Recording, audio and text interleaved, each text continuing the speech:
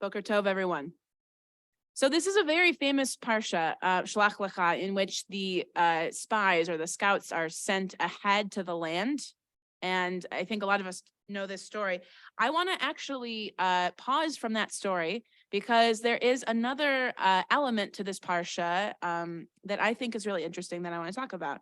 And it is the mitzvah of challah, right? So we know challah, we eat challah every Shabbat.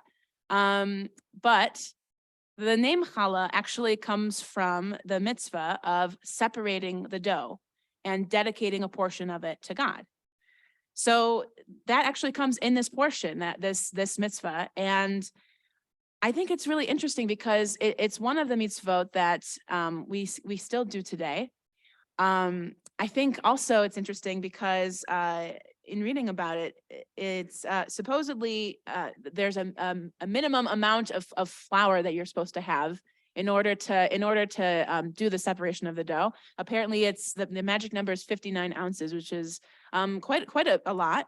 And so I think you're supposed to have an abundance, and you're supposed to sort of share that abundance with God. You're supposed to dedicate it to God. If you think about our blessing that we say over bread, we say hamotzi lechem min haaretz, right? Who brings forth bread from the land. But if you think about bread, it doesn't just sprout straight out of the land. We are partners with God in making bread.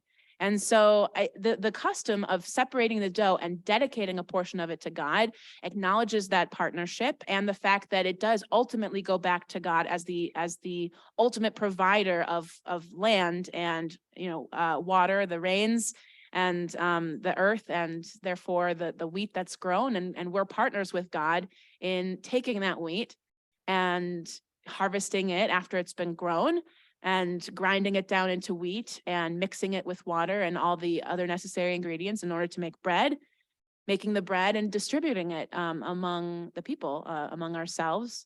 And so, something as little as the bread we eat actually has a real significance to it if we think about that partnership that we have with God.